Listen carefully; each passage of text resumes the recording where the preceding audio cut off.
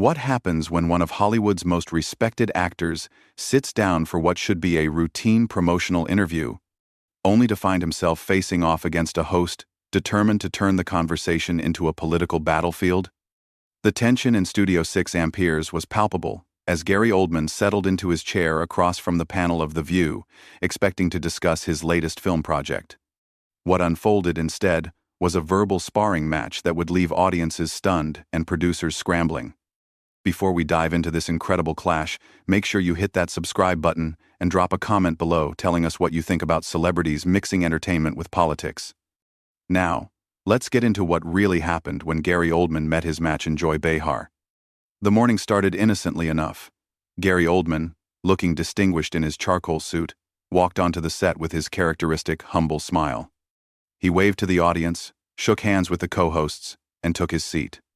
The producers had briefed him that this would be a light conversation about his upcoming thriller, a psychological drama where he plays a retired detective drawn back into a decades-old cold case. Welcome back to The View, everyone. I'm thrilled to have Oscar winner Gary Oldman with us today. Joy Behar began, her voice carrying that familiar New York accent that had become her trademark. Gary, thanks for being here. Thank you for having me, Joy. It's a pleasure to be here. Oldman replied, adjusting his microphone with the practiced ease of someone who had done countless interviews. So tell us about this new film. Another detective role for you, Joy continued. But there was something in her tone that suggested she wasn't planning to stay on topic for long. Well, it's quite different, actually. This character, Detective Morrison, he's been haunted by this one case his entire career. A young woman disappeared 30 years ago, and new evidence surfaces that brings him out of retirement. It's really about redemption, about facing the ghosts of our past, Oldman explained, his passion for the craft evident in his voice. Speaking of ghosts from the past, Joy interjected, leaning forward with that mischievous glint in her eye that regular viewers knew all too well. I have to ask about some of your past comments regarding certain political figures. You've been quite vocal about your conservative views. The studio fell silent. Even the audience seemed to sense the shift in atmosphere. Oldman's smile faltered slightly, but he maintained his composure. Joy, I thought we were here to talk about the film. We are. Joy waved dismissively, but our viewers are interested in the whole person, not just the actor. You've made some pretty strong statements about liberal Hollywood, haven't you? Sunny Hostin shifted uncomfortably in her seat, clearly sensing where this was heading. Whoopi Goldberg, who was moderating, seemed torn between letting Joy pursue her line of questioning and steering the conversation back to safer ground. I've always believed that artists should be free to express their views, Oldman said carefully, just as talk show hosts should be free to express theirs. But perhaps we could focus on the work itself. Oh, come on, Gary. Joy laughed, but there was an edge to it. You can't have it both ways. You want to make political statements, but then hide behind your art when someone challenges you on them. I'm not hiding behind anything. Oldman's voice remained steady, but those who knew him well could detect the slight tightening around his eyes. I simply believe there's a time and place for political discourse, and a promotional interview for a film isn't typically one of them. Joy leaned back in her chair, clearly enjoying herself. But that's exactly the problem with you Hollywood conservatives. You want to have your cake and eat it too. You make millions from an industry that's predominantly liberal, but then you turn around and bite the hand that feeds you. The audience murmured, some nodding in agreement with Joy, others clearly uncomfortable with the direction the interview was taking. Oldman took a deep breath, and anyone who had studied his performances could see him drawing on that same internal strength that had powered his most memorable characters. Joy, with respect, I think you're oversimplifying things, he said. I've never bitten any hand. I've worked with people across the political spectrum throughout my career, and I've always brought professionalism to every project. My personal beliefs have never interfered with my work. Really? Joy's voice rose slightly. Because I remember reading some pretty inflammatory comments you made about certain Democratic politicians. Comments that a lot of people found offensive. Whoopi finally stepped in, sensing the interview was spiraling out of control. Maybe we should talk about the actual movie, Gary. What drew you to this particular role? But Joy wasn't finished. No, Whoopi. This is important. Gary here wants to play the victim, but he's been pretty vocal about his disdain for progressive values.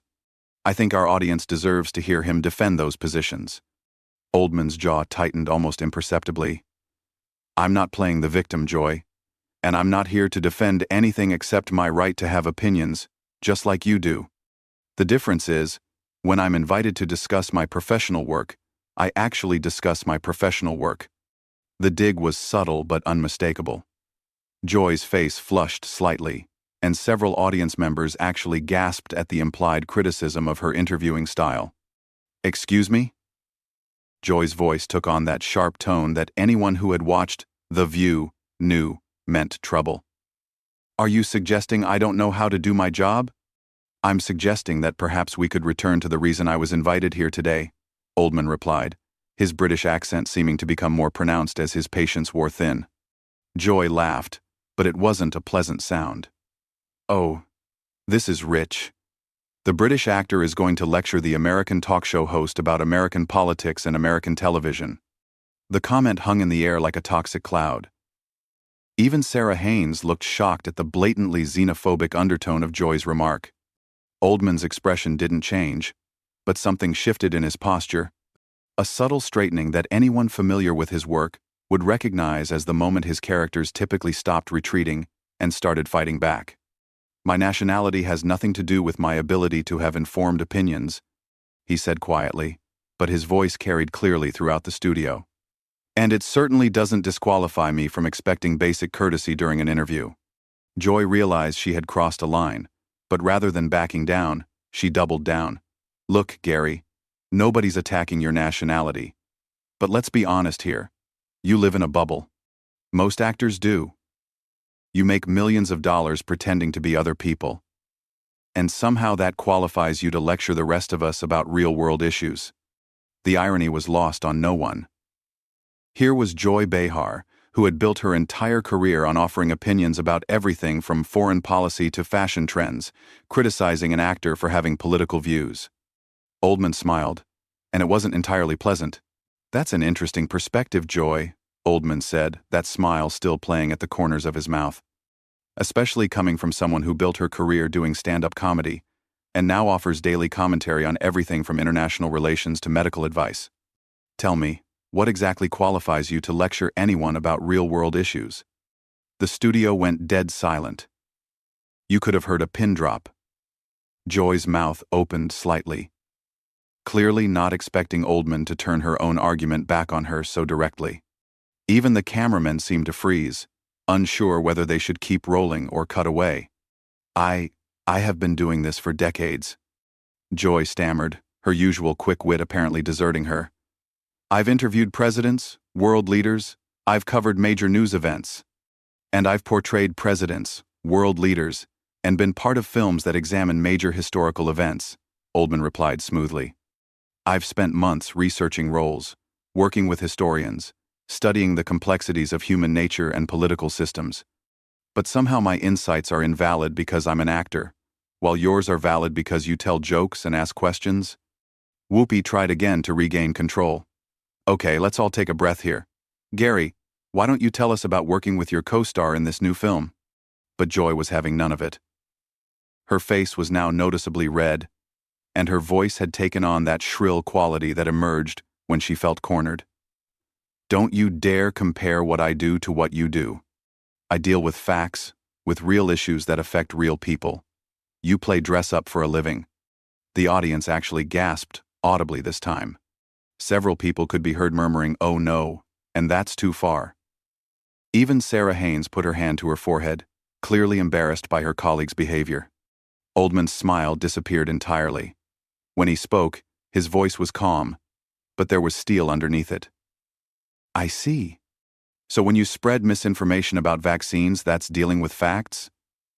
When you make inflammatory comments about entire groups of people based on their political beliefs, that's helping real people? When you consistently interrupt guests and twist their words to fit your predetermined narrative, that's professional journalism?" Joy's eyes widened. She clearly hadn't expected him to come prepared with specific criticisms of her work. "I have never spread misinformation about vaccines. That's a complete lie." "Really?" Oldman leaned forward slightly, Because I seem to recall you questioning the safety of certain vaccines just last month, causing your own network to issue a clarification the next day. But perhaps my actor's brain misremembered that fact. The other co-hosts were now visibly uncomfortable. Sunny Hostin was staring down at her notes. Whoopi was gesturing frantically to someone off camera, and Sarah Haynes looked like she wanted to crawl under the table. But Joy was beyond caring about her colleagues' discomfort. "How dare you sit there and attack me?" she snapped. "I invite you on my show. I give you a platform to promote your little movie, and this is how you repay that courtesy." "Your show?" Oldman's eyebrows rose.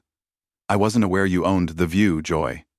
And as for courtesy, I'm simply matching the level you established when you decided to ambush me with political attacks instead of discussing the work I came here to promote." "Nobody ambushed you," Joy shot back. "I asked legitimate questions about your public statements.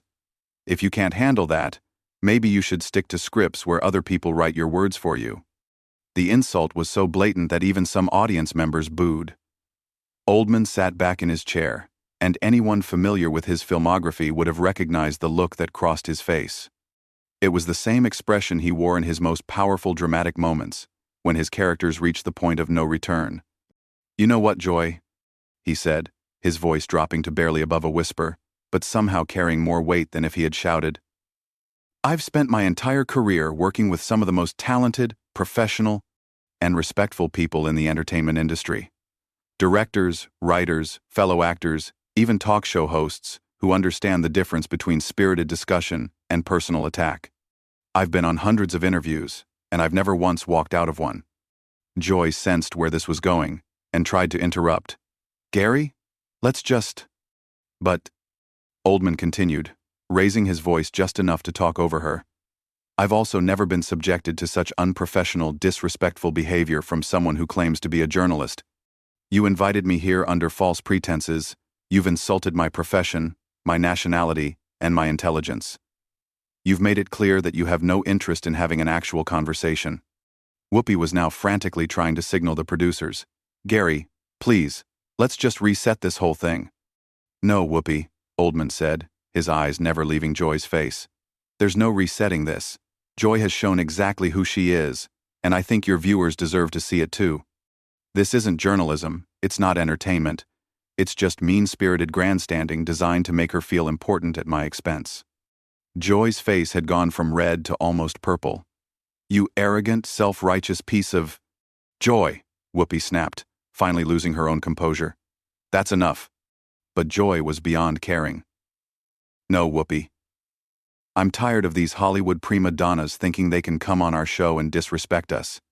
He wants to dish it out but can't take it when someone fights back." Oldman laughed, but there was no humor in it. "Fights back? Joy, you started this fight. I came here to talk about a film, remember? You're the one who decided to make it personal. And now you're upset because I'm not just sitting here taking your abuse with a smile." "It's not abuse, it's accountability," Joy snapped back. "You people think you can say whatever you want and never face any consequences." "You people?" Oldman's voice was dangerously quiet now. "Exactly which people would those be, Joy?" Joy realized she was digging herself deeper but couldn't seem to stop. "Actors, celebrities, people who think their opinions matter more than everyone else's." "But your opinions matter more than mine?" Oldman asked. "You can attack me, my profession, my nationality, but if I respond with facts about your own professional conduct, that's crossing a line?" Sarah Haynes finally found her voice. "Maybe we should go to commercial." "No," Joy said sharply. "I want to finish this. Gary, you came on this show with an attitude from the moment you sat down." The lie was so blatant that several audience members actually laughed out loud. The cameras had captured everything from the moment Oldman walked out, smiling and gracious, to Joy's first political ambush question. Oldman shook his head slowly. "Joy, every single person in this studio, everyone watching at home, they can see exactly what happened here. They watched you attack me unprovoked. They heard you insult my profession and my nationality. They saw you lose control when I simply defended myself with the same directness you showed me. And now you're trying to rewrite history in real time." "I'm not rewriting anything," Joy protested. but her voice lacked conviction now. Really? Then let's review, shall we? Oldman's theatrical training was evident as he began to recap the conversation with perfect recall. I came here to discuss my film. You immediately pivoted to attacking my political views. I politely tried to redirect to the film. You escalated by claiming I was hiding behind my art. I explained my position respectfully. You then accused me of biting the hand that feeds me, implied I was ungrateful, and made xenophobic comments about my nationality. Each point landed like a hammer blow. Joy tried several times to interrupt, but Oldman's voice carried over hers with the projection and timing of someone trained for the stage. When I simply asked to return to the reason I was invited, you mocked my profession, called it playing dress-up, and suggested I was unqualified to have opinions because I'm an actor. All while you, a comedian-turned-talk show host, claimed exclusive authority to discuss real-world issues. Joy's face was now a mask of barely controlled rage. She knew she was losing this battle badly, but her ego wouldn't let her back down. You think you're so smart with your fancy accent and your Oscar, don't you? Well, let me tell you something, Gary Oldman. I've been in this business longer than you've been in America, and I don't need some foreign actor telling me how to do my job. The xenophobic comment was so blatant this time that even the producers could be seen frantically gesturing from behind the cameras. Whoopi looked mortified. Sarah Haynes actually put her head in her hands, and Sunny Hostin was shaking her head in disbelief. Oldman stood up slowly, his movement deliberate and controlled. When he spoke, his voice carried the weight of decades of professional dignity. And there it is, ladies and gentlemen. When Joy Behar runs out of actual arguments, she falls back on xenophobia, foreign actor. As if my place of birth somehow disqualifies me from having a conversation with her. Sit down, Gary, Joy demanded, her voice shrill now. I'm not finished with you. Oh, but you are finished, Joy, Oldman replied, remaining standing. You're absolutely finished. Not just with me, but professionally. Because everyone watching this can see exactly what kind of person you really are when someone doesn't simply nod along with your attacks. Joy shot up from her own chair, her face contorted with fury. How dare you threaten me? Security. Get this man out of here. The absurdity of calling security on a guest who was calmly standing by his chair while she screamed at him wasn't lost on anyone in the studio. Several audience members were now openly laughing at the spectacle Joy was making of herself. I'm not threatening you, Joy, Oldman said calmly. I'm simply observing that you've revealed your true character on national television. The xenophobia, the professional jealousy, the complete inability to engage in civil discourse, it's all been captured on camera. Whoopi finally found her voice and some authority. Okay, that's enough from both of you. Gary, please sit down. Joy, you sit down too. We're going to commercial right now. But Joy was beyond reason now. No, I want him gone. This is my show. And I don't have to put up with this disrespect. Your show again? Oldman laughed genuinely for the first time since the interview began. Joy, this delusion that you own The View explains so much about your behavior. But just so we're clear, you're one of several co-hosts on a show owned by ABC, which is owned by Disney. You don't own anything here except the embarrassment you've created for yourself. Get out right now. Joy was now pointing dramatically toward the exit, her hand shaking with rage. Oldman looked around the studio calmly, taking in the horrified expressions of the other co-hosts, the fascinated faces of the audience, and the scrambling producers. You know what, Joy? I think I will leave. Not because you're ordering me to, but because I have too much respect for your colleagues and this audience to participate in this circus any longer. He began unhooking his microphone with practiced ease. Whoopi, Sarah, Sunny. It's been a pleasure meeting you all. I'm sorry your colleague decided to turn what should have been a pleasant conversation into a public meltdown. Joy was still standing, breathing heavily, looking like she might actually have a stroke. Don't you dare apologize for me. I don't need your fake British politeness. Oldman paused in removing his microphone and looked directly at her. Fake British politeness. You know, Joy, I've heard that phrase before. Usually from people who mistake basic human decency for weakness. The fact that you consider courtesy fake says everything about you and nothing about me. He finished unhooking his microphone and placed it carefully on his chair. I came here today excited to talk about a film I'm passionate about, to share that passion with your audience. Instead, I got to witness a masterclass in how not to conduct an interview, how not to treat a guest, and how not to behave as a professional adult. Joy opened her mouth to respond, but Oldman held up his hand. I'm not finished. You want to attack my politics? Fine. You want to question my qualifications? Go ahead. But when you resort to xenophobia, when you mock an entire profession, when you make it personal and ugly, you lose any claim to moral authority. The studio was dead silent, except for Joy's heavy breathing. Even the audience seemed to be holding their collective breath. You know what the real tragedy is here, Joy? Oldman continued, his voice softer now but somehow more powerful. You had the opportunity to have an interesting conversation with someone who's worked with some of the greatest directors and actors of the past 4 decades. You could have asked about craft, about the industry, about the stories behind the stories. Instead, you chose to try to score cheap political points, and when that backfired, you revealed the petty, small-minded person you really are. Joy finally found her voice again, but it came out as little more than a croak. Just leave. Please. Just leave. Oldman nodded. I will. But before I go, I want to say something to your audience. He looked directly into the main camera, his years of film experience evident in how naturally he found the lens. To everyone watching at home, this is what happens when ideology trumps professionalism, when ego matters more than courtesy. Don't let anyone tell you that this was a normal interview gone wrong. You saw what happened. You can judge for yourselves. He turned back to the panel. Whoopi, I hope we can work together someday under better circumstances.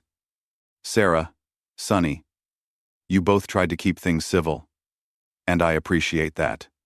Joy.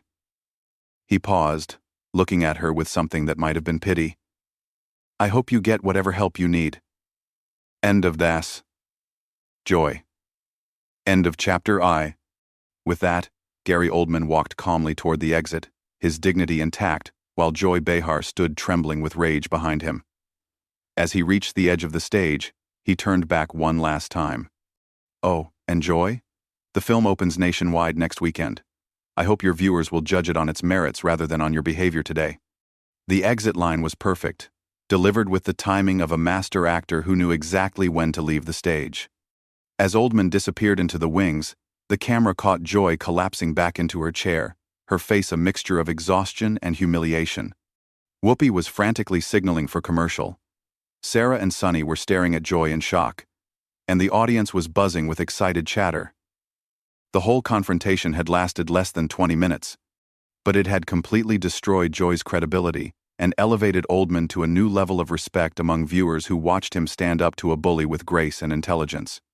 When they finally cut to commercial, Joy was still sitting in her chair, staring at the spot where Oldman had been standing, probably realizing that she had just made one of the biggest mistakes of her career on live television. What did you think of this incredible clash between Gary Oldman and Joy Behar? Did Oldman handle himself well? Or should he have just ignored her attacks? Drop a comment below and let us know your thoughts, and don't forget to subscribe for more Hollywood drama and behind-the-scenes stories that you won't see anywhere else.